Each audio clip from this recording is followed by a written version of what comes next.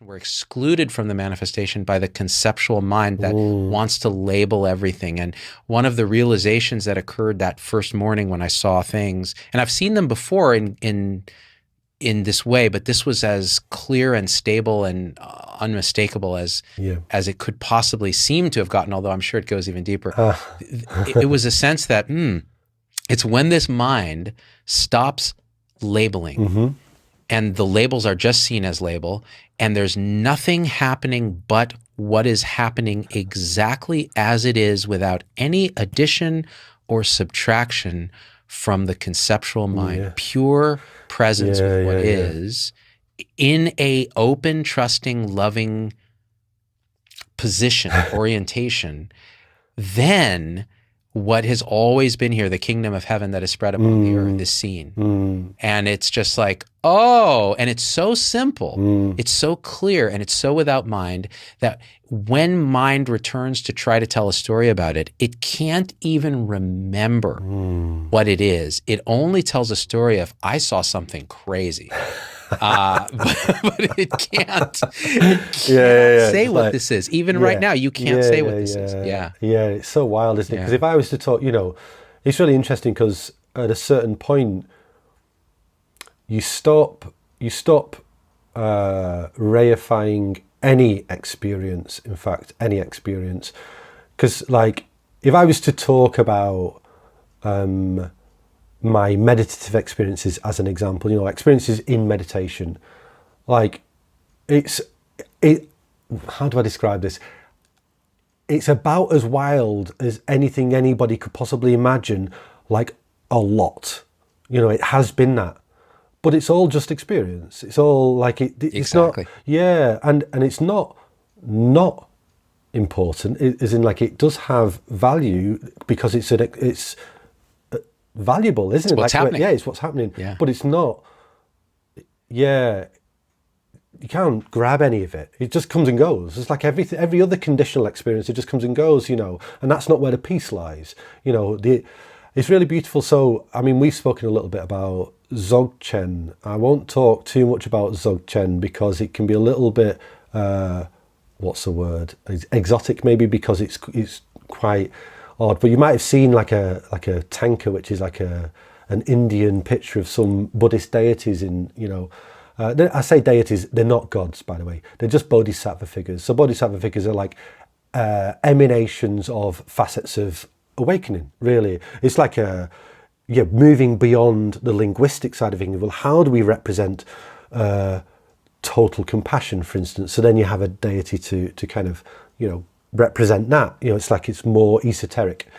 But yeah, so in Dzogchen, they talk a lot about exactly this, tapping into that presence which is indescribable as the heart essence of this, is in they call it like the primordial, self-aware, naturally perfected state. That's what Dzogchen is, the perfected, self-perfected state. But that's the essence of this. However, the nature of this is movement, or the nature of this is manifestation, and nature and essence are never two. They are the same thing. Form is only emptiness, and emptiness is only form. So, but what can happen is, and I think this is maybe what's happening a little bit in the wisdom teacher people that are really into trying to explain the wisdom side of this. It's like, okay, but how are you going to manifest? Because in a lot of the teachings, they talk about, well, the natural manifestation of presence and truth is movement, is thought, compassionate action. You could say dancing, singing, playing as life in life, and then collapsing back into the nothing stillness, and then it's indescribable, really. But you can't, they would say the Darkini aspect, which is the sky dancer, that's the movement, and then the guru aspect, which is the clear seeing, the wisdom. So the guru and the sky dancer are never separate. In Dzogchen, they're not two. Well, obviously they're not two. There's never two. But it's the guru that points the way, the great way. The guru is the knowledge, and the Darkini sings. It's like, okay, yeah. So you've got this beautiful interplay, and Yeah, it's learning to re-inhabit the movement again. I think when we're practicing and when we're discovering awakening, we're trying to get out of this delusive movement of mind, which is trapped in identification in thought, and we're trying to sink into the empty, still nature of this, the still nature of truth. But then from that place comes a different nature of movement, a different type of movement, a creative movement, which is not bound by self, So it's the clunky bit can be learning how to manifest again. How do we relearn to let the empty, loving presence manifest in the world and not in that delusive, self-identified way that we did previously? And I think you've probably felt it a little bit in your life. Actually, I'm what would you say? I'm expressing this in the way that I know how, but it's unfamiliar and I'm not sure, and I don't know how this is coming across, or I don't know if this is what the world needs, but the heart needs to express it, so it's being expressed. And you just get more and more comfortable with that. You just get more and more comfortable with manifesting as awake presence, I guess. I'm not sure if any of that lands. I don't know. I'm like a baby that just like, no, man, wow. And these are the things that are often missing, yeah. I think, from like these subtleties that are often missing in some of the more modern non-dual online teachings, is because actually these teachings, including Advaita, if you think about Advaita Vedanta, I'm more from a Buddhist background, as in a lot of the practice I've done is Buddhist, but it's pointing to the same truth, really, just this truth. But even in Advaita, like Advaita Vedantic text and teachings are amongst the most numerous and the oldest in existence. There's a lot to be gained from that, but you don't hear a lot of that spoken about. You hear this kind of one manifestation of what non-duality is, let's say. But actually, read the Upanishads, you read the Bhagavad Gita, go in there, dig around, read the discourse of Krishna, and it's incredible.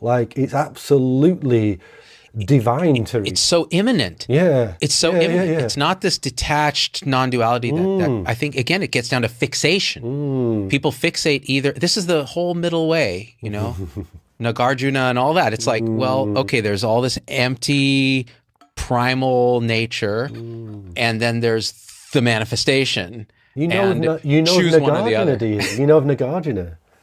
Do you? I've got a consecrated Nagarjuna statuette that a subscriber of mine sent, who was worked with a Tibetan. Yeah, and you feel the energy coming off that.